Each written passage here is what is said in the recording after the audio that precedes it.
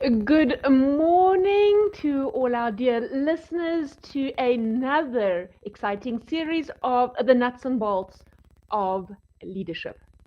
Today we are going to touch on a more softer topic, which is going to be managing expectations.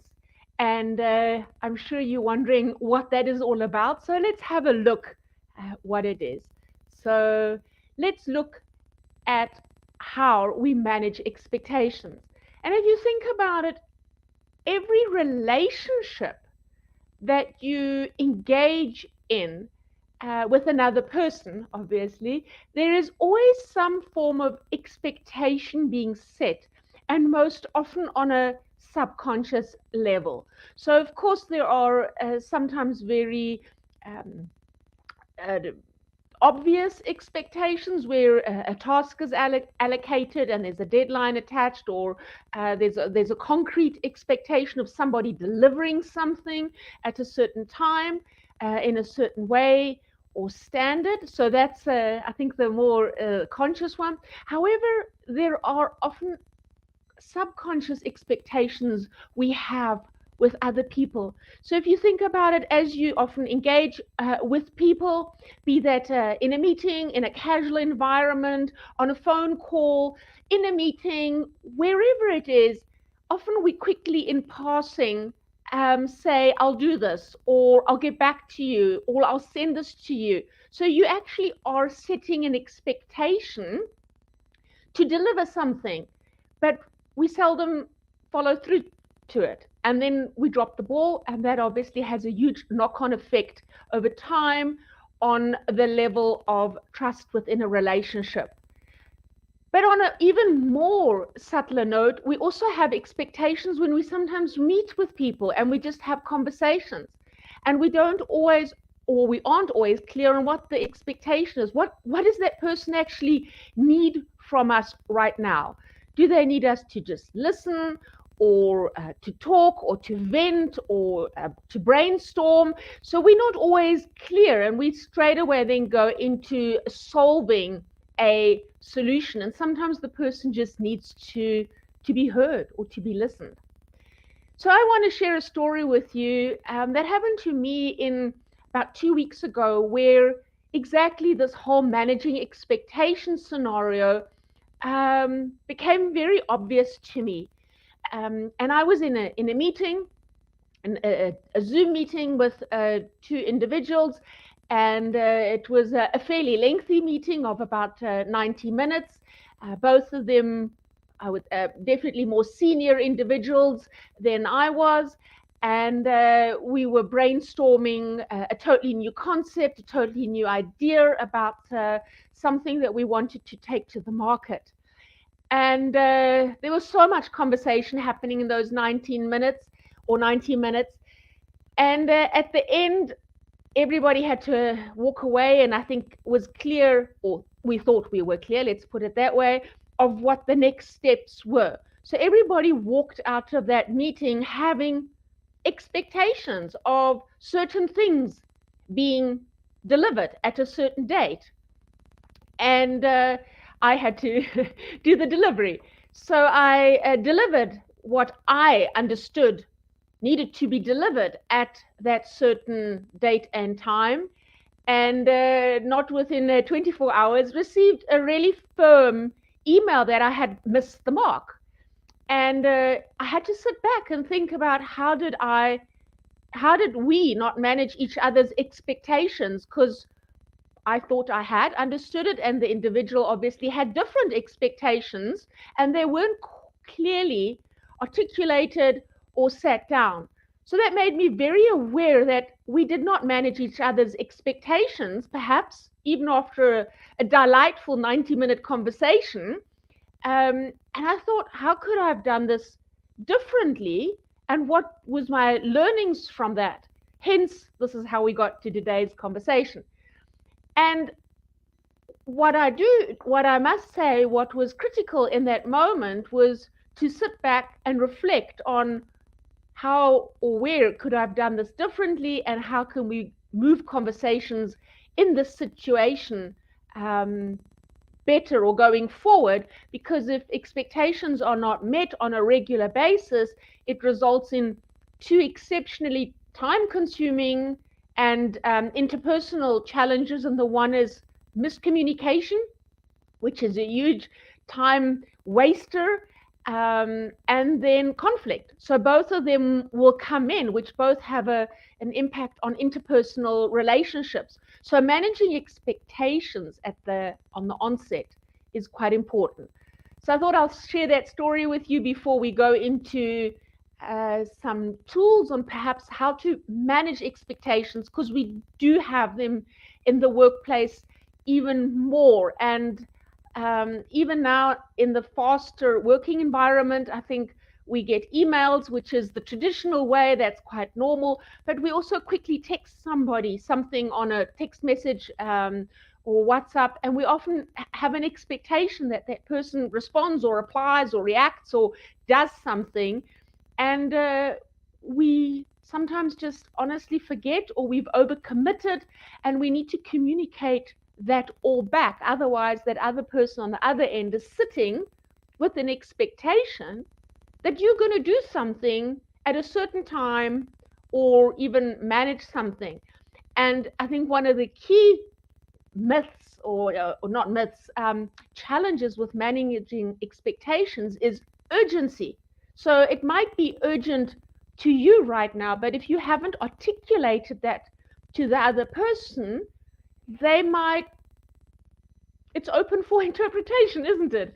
Like, what is urgent? So the one person might think urgent is 1 hour, the next one goes half a day, or sometimes it's 2 days or a week. So I think that's all managing expectation. And I'm sure you've got, your dear listeners, some stories about managing expectation where you've been disappointed or not. And you're welcome to put comments in the chat box or put questions in there that you want me to address as we go through. So let's have a look at managing expectations and the tips I want to leave you with. Sorry, I just need to change this. So what are my 7 tips I want to give to you on how to manage expectations? And if you think about it, the first one is, it sounds simple, but it's the one we struggle the most with. And that's communicate clearly, really being super clear in our communication. What do we want? When do we want it by? And sometimes how do we need it? So that's very clear, because that's where a lot of the expectation is, and that's where the biggest foundation is, and it falls away.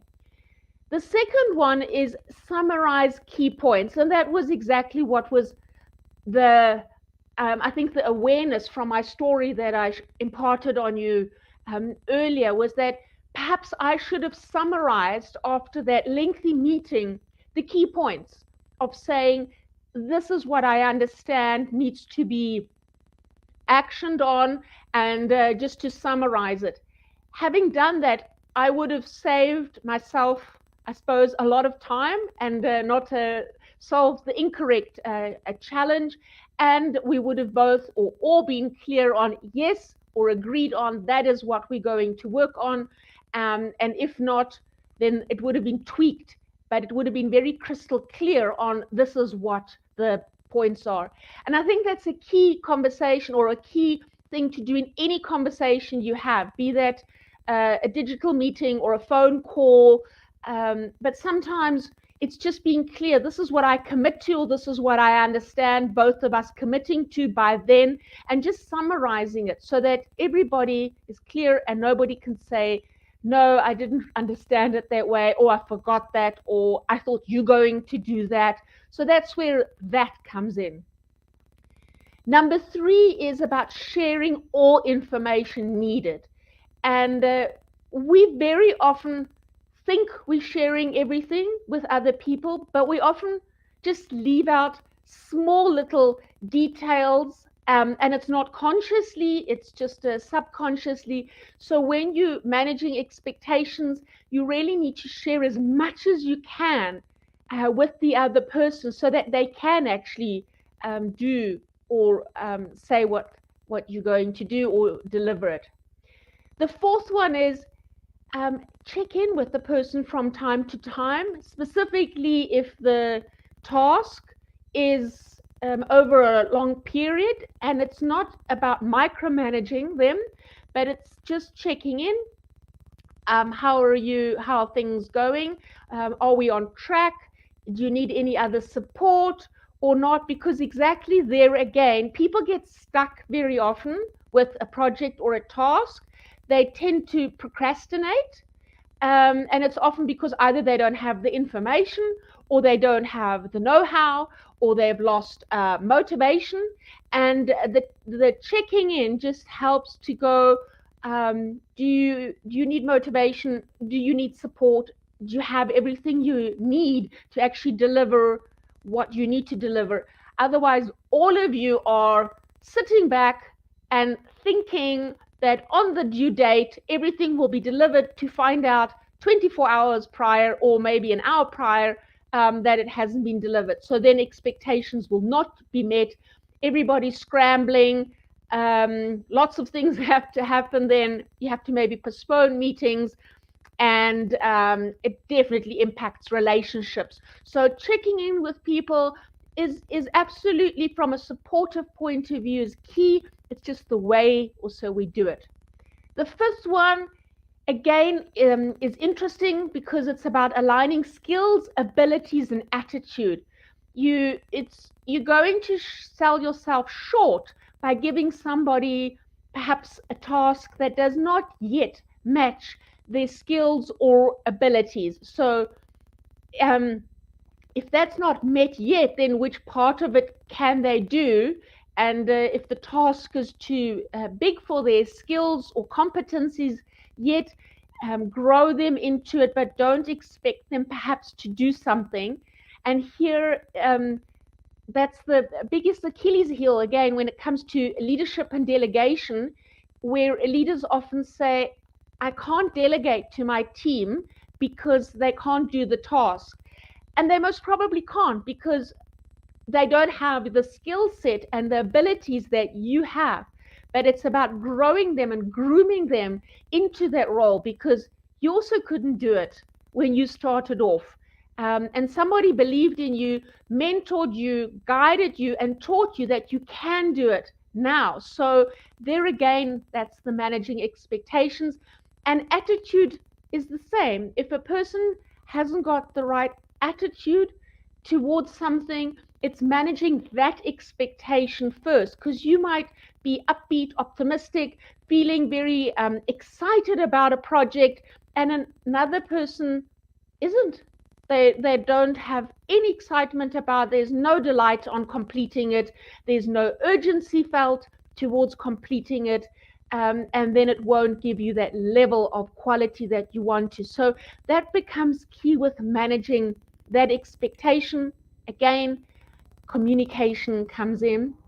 The sixth one with managing expectation is to hold people accountable. And we shy away from that very often. When somebody does not meet an expectation, we might sometimes go, it's okay, next time, or we keep silent about it. We don't really afterwards have a conversation of what our expectation was, what theirs was, and where did we perhaps miss each other in that conversation.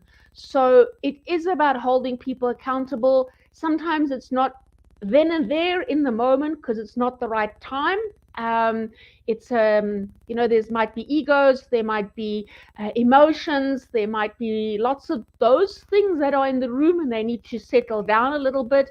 And 2 to 3 days later, they have calmed down. But it is going back and holding people accountable, and making them take ownership of something that they've committed to, and have them take responsibility, which brings in the whole growth mindset component and the whole psychological safety component of learning from each other when things don't happen. And I think the seventh one, I've reiterated it multiple times. It's managing expectation is truly about communicating and just doing that over and over and being very clear, especially nowadays where we're going from running from very often one meeting to another.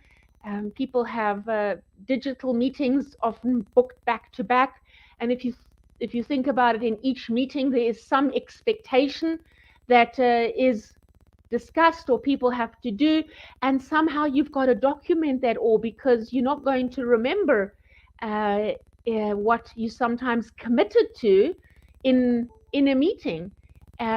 So yes, if it's big tasks, that's fine, but if it's smaller tasks, it's not. So managing expectations is really about those conversations, the relationships you have with each other. But as I said, that's on a very task-driven conversation, but it's also about managing each other's expectation from a personal level, where it's sometimes just seeing what does a person need right now. Do they need to talk? Do they need to be heard? Do they need to be listened to? Do they need support? Do they need cheerleading? Because as a person often engages with you, they have an expectation when they reach out to you and say, can we just talk, or can we do something? And it's sometimes finding out what is that expectation versus guessing what it is. So that's really what the topic is about, on managing expectations. And if you have any questions, please drop them in the chat box and I'll gladly answer them. Or if you have comments, I'll gladly cover them or read those in the last few minutes. And while you are doing that, I just wanted to share with you that we also have an exciting guest next week, who will be not talking on the softer side of life, which I normally cover, but more on